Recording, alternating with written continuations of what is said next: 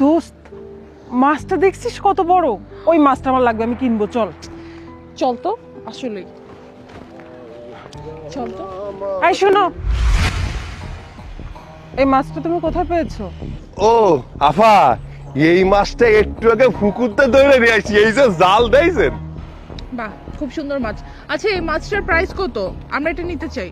ও আফা, এইটা তো বেচার জন্যই না, আমার পরিবারের মানুষ খাবে তাই মাছটা ধরে নিয়ে বাড়ি যাচ্ছি। আমি তো বেচবো না এটা। এই বেচবে না মানে? আর তোমাকে তো দেখে মনে হচ্ছে তুমি প্রতিদিনই মাছ ধরে নিয়ে বাড়ি যাও। আজকে বাড়ি নেওয়ার দরকার নেই, মাছটা আমাদেরকে দিয়ে যাও। ও আচ্ছা, বুঝতে পেরেছি, টাকার সমস্যা, তাই তো? সমস্যা নেই, তোমার যত টাকা লাগবে আমরা টাকা দেওয়ার জন্য রাজি আছি, কিন্তু মাছটা তুমি এখানে রেখেই যাবে।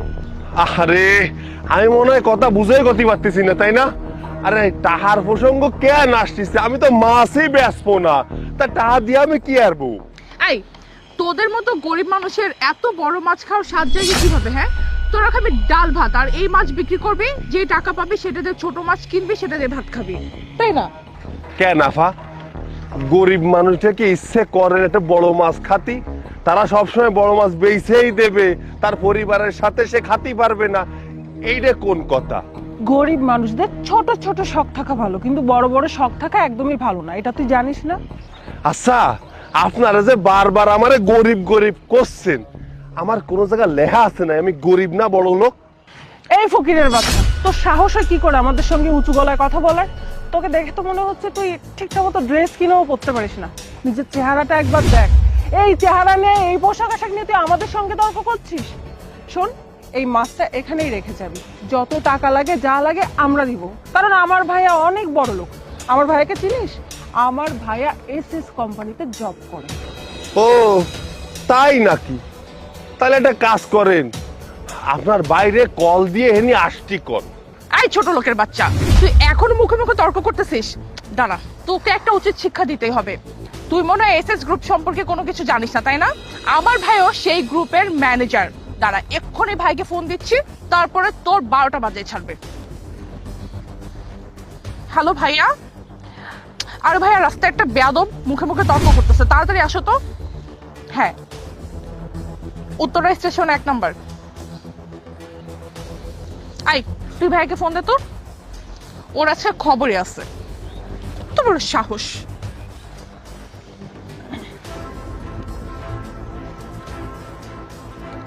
হ্যালো ভাইয়া, কোথায় আছো? আমি তোমাকে লোকেশন সেন্ড করছি, তুমি এক্ষুনি এখানে চলে আসো। দাঁড়া, ভাইয়া আসুক, তারপর তোর মজা দেখাবে। আচ্ছা। ভাইয়া তুমি এসে গেছো? দেখো না ভাইয়া, এই ফকিরের বাচ্চা তখন থেকে আমাদের সঙ্গে রাত বিহেভ করে যাচ্ছে। ওয়ালাইকুম আসসালাম। স্যার? ভাইয়া, তোমাদের কি মাথা ঠিক আছে? তোমরা কাকে স্যার বলতেছো? এই সামান্য জেলেকে স্যার বলতেছো? চুপ করো স্যার।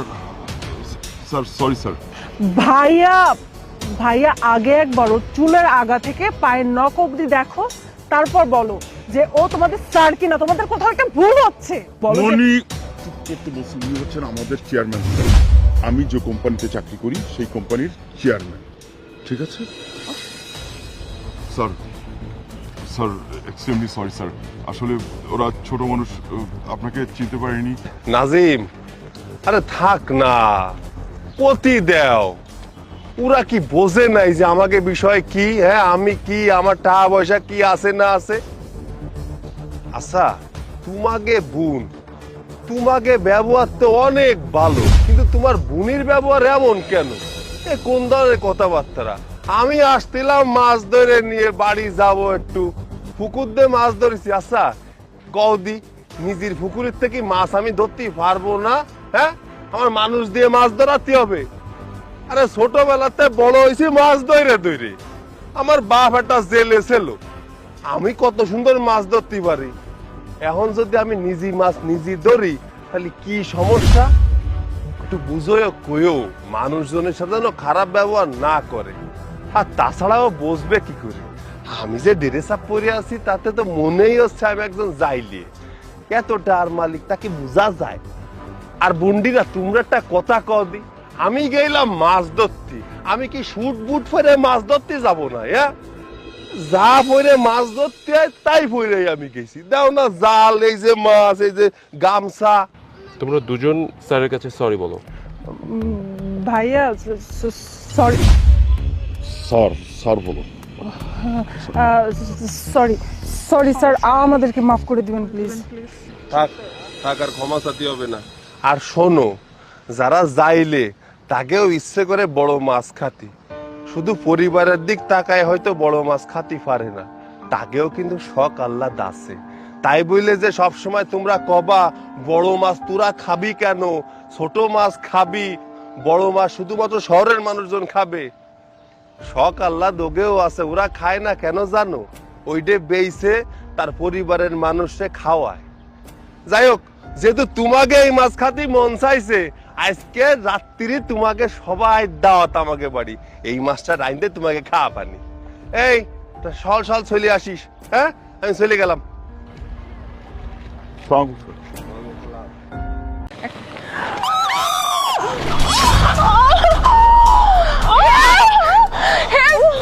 ভাইয়া ভাইয়া প্লিজ আমাকে বোনটাকে একটু হেল্প করুন না প্লিজ, একটু হসপিটালে নিতে হবে।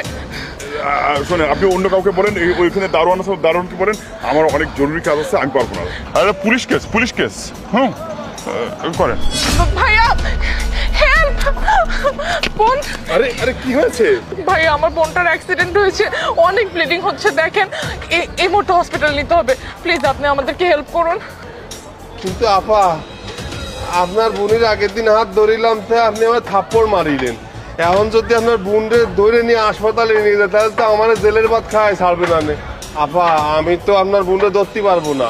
না ভাইয়া প্লিজ, এখন এত কথা শোনার টাইম নেই ভাইয়া, প্লিজ আপনি হেল্প করুন, ওকে এক্ষুনি হসপিটাল নিতে হবে। আমার পুলিশে দেবেন না তো? না ভাইয়া প্লিজ হেল্প মি প্লিজ।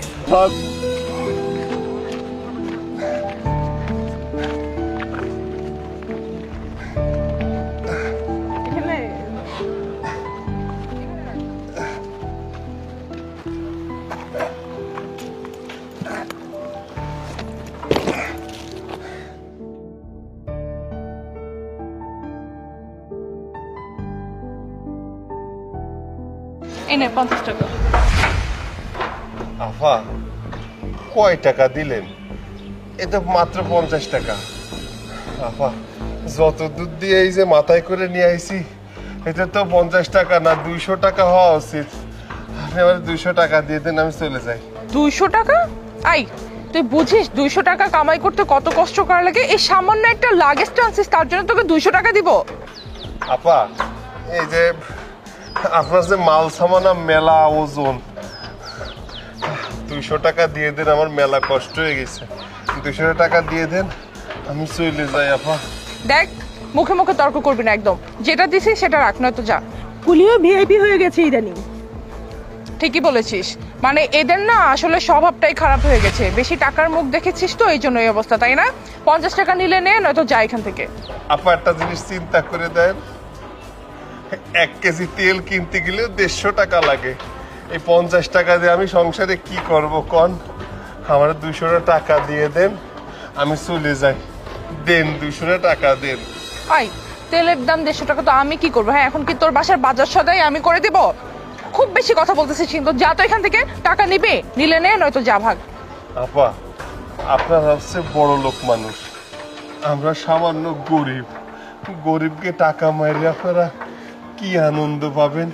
সামান্য কয়টা টাকা তো, এত বড় বাড়িতে আপনারা থাকেন, কয়টা টাকা বেশি দিলে গরিবরে আপনাকে কিছু কমে যাবে না। দেন আপা, আর মাত্র কয়টা টাকা বেশি চাইছি, 150 টাকা বেশি চাইছি, দিয়ে দেন। আই 50 টাকা নিবি নিলে নে, নয়তো যা, চল তো। আপা, আপা হাত ধরেছি, আপা টাকাটা দিয়ে দেন, আমরা গরিব মানুষ।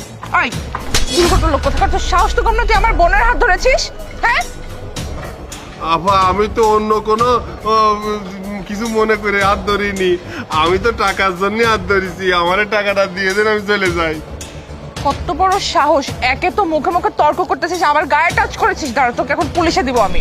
আপা, আপা, আপা পুলিশে দিয়েন না, পুলিশে দিয়েন না আপা, তাহলে আমার জীবন শেষ হয়ে যাবে। আমার বৌমা তো না খেয়ে থাকবে আমার এখানে। আচ্ছা আচ্ছা, ঠিক আছে, টাকা দিতে হবে না, পুলিশে দিয়েন না, আমি চলে যাচ্ছি। ছাড় পাছাড়, এই নে 50 টাকা। এইবারের মতো তোকে মাফ করে দিলাম, নেক্সট টাইম থেকে এরকম করলে আর কোনো মাফ নেই। যা এখন, ছোট লক্ষ্য থাকার ওরা মুডটাই খারাপ করে দিল। এদেরকে এরকম উচিত শিক্ষাই দিতে হয়। ঠিকই বলেছিস, চল।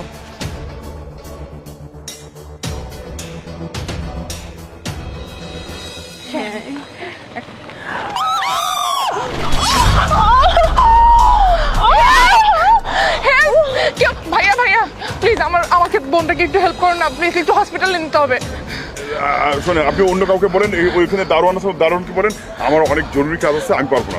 আরে পুলিশ কেস করেন। ভাইয়া হেল্প, বোন। আরে আরে কি হয়েছে? ভাইয়া আমার বোনটার অ্যাক্সিডেন্ট হয়েছে, অনেক ব্লিডিং হচ্ছে, দেখেন এই মুহূর্তে হসপিটালে নিতে হবে, প্লিজ আপনি আমাদেরকে হেল্প করুন। কিন্তু আপা, আপনার বোনের আগের দিন হাত ধরিলাম তো আপনি আমার থাপ্পড় মারিলেন। এখন যদি আপনার বোনরে ধরে নিয়ে হাসপাতালে নিয়ে যায় তাহলে তো আমার জেলের ভাত খায় ছাড়বে না নে। আপা আমি তো আপনার বোনরে ধরতে পারবো না। না ভাইয়া প্লিজ, এখন এত কথা শোনার টাইম নেই ভাইয়া, প্লিজ আপনি হেল্প করুন, ওকে এক্ষুনি হসপিটালে নিতে হবে। আমার পুলিশই দেবেন না তো? না ভাইয়া প্লিজ হেল্প মি প্লিজ।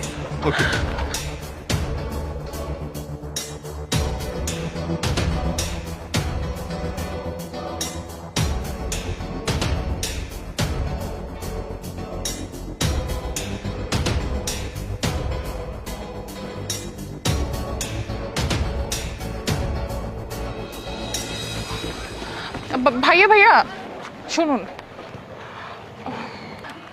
আসলে সেদিনের ব্যাপারের জন্য আমি খুবই দুঃখিত।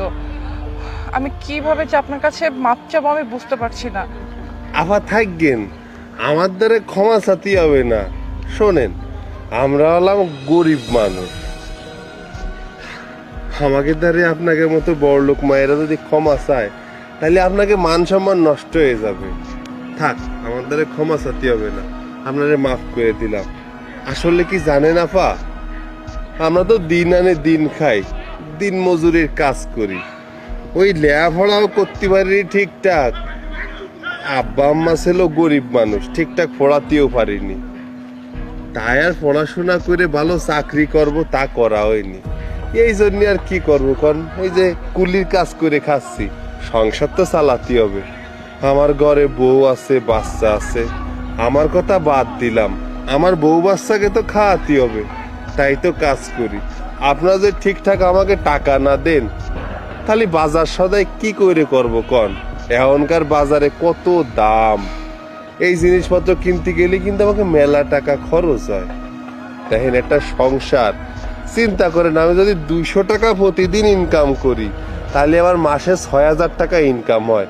আর এখন চিন্তা করেন 6000 টাকা একটা সংসার চলে না। এই জন্য আপনাকে মতো বড় লোকের কাছে একটাই দাবি, গরিবকে ঠকাবেন না, গরিবকে ঠিকঠাক টাকা দেবেন। আপনাকেও যেরকম সংসার আছে, গরিবকেও সংসার আছে, তাই আপনারা যদি গরিবকে দিকে একটু তাকান তাহলে গরিব মানুষটা খায়ে বাঁচতে পারবে। আর আপনি ঠিকই বলেছেন ভাইয়া, এখন থেকে আমি কাউকে কোনোভাবে ঠকাবো না, ন্যায্য ভাড়াটাই দিব সবাইকে।